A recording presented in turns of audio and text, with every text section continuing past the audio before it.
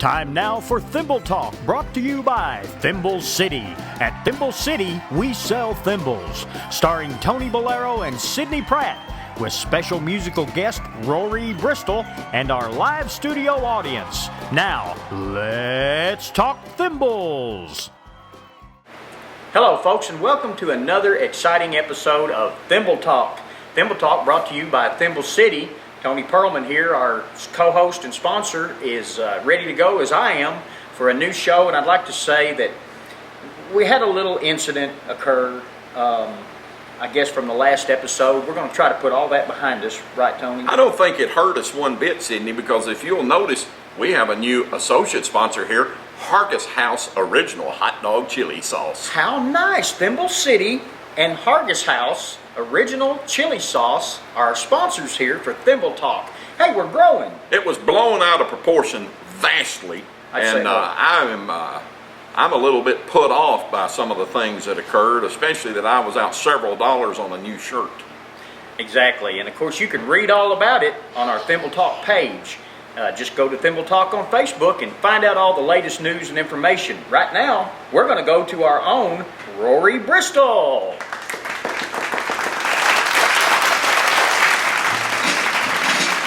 Coming to get you, babe.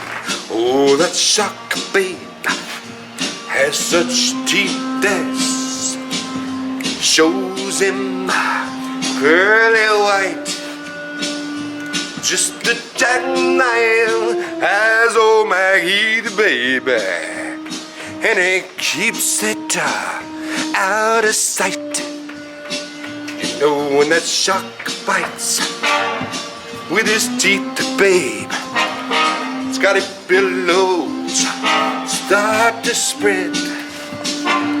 Fancy gloves, oh, does old Maggie wear, so there's never, ever a trace of dread on the sidewalk. Ooh, Sunday morning, there's this body oozing life. Someone sneaking around the corner. Hey, could that someone be Mac the Knight? There's a tugboat down by the river, don't you know? There's a cement bag just drooping on down. The cement is for the wet there. If I get you ten, no, Mac is backing down. Did you hear about Louis Miller? He disappeared, babe, after drawing out all his hard-earned cash. Oh, Mac, he spends just like a sailor. Could it be I done something rash? Jenny Dava, Lucy Lotry, look out, Miss Lighting, and oh, Lucy Brown, know the line forms on the right, babe. Now that Mackie's back in town, I said, look out, ooh, Lucy Lotry, look out, Miss Lottie, and oh, Lucy Brown, you know the line forms on the right, babe. Now that Maggie's back in town.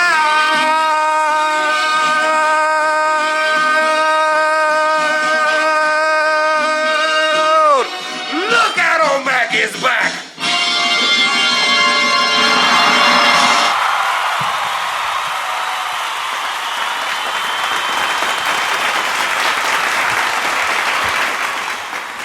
Oh my goodness, he's outdone himself. That was absolutely stunning. It was stunning, a very stunning performance. Thank you, Rory. And I'm going to tell you what, it doesn't matter that the man has some relations to me at all. This man is a true talent, Sidney. A true talent. Right. Anyway, we got a lot going on in this show. I mean, so much to fill here in this show. First of all, we want to announce that we have a winner. Absolutely, and what's behind that wall, What's y'all? behind that wall, y'all? And we've got a winner, and it's Christy Albright from Oak Grove, Missouri, who successfully and completely and truly guessed the identity of the prize. And that prize was what? A blow-up Statue of Liberty. All right, and here is that wonderful prize that Christy Albright in Oak Grove, Missouri has won. Bring it on. Come on in here. Come on, young lady. Bring that thing in here and look at this incredible prize package. Oh, not nice. the little girl, the Statue of Liberty. That's fine, young'un. Go ahead. Out of the shot. Okay. We are going to have Rory Bristol, our own Rory Bristol, blow this baby up. All right, we'll get back to Rory. He's on his way to successfully blowing up that. Looks like he's got quite a job in front of him, Sydney. He can handle it, just like he does that music. Our first question today on the show comes from Monty Pearlman from Duck River, Tennessee. Okay, right up the road. Yep, and Monty asks, can thimbles be used legally for other purposes other than sewing? Yes, they can. If, of course, you'll see at some circuses and carnivals you have thimble jugglers. There's a fella down in New Orleans who has made a lot of money. What he does, he takes thimbles and he tapes them on his fingertips here, all 5, which would be 10 thimbles, and then he takes a metal tray and he keeps the bead as you throw change on the tray. It's quite a performance, and so many things. A lot of people fish with thimbles. You know, you take a thimble, take your basic thimble, right? Oh, I don't like to say basic, you know how that is, but you take that and put a hula skirt on it and a hook, and it makes quite a lure. So many various uses of a thimble. I'll bet it does make a lure. What do the fish think about it? I'm not a fish, I couldn't tell you.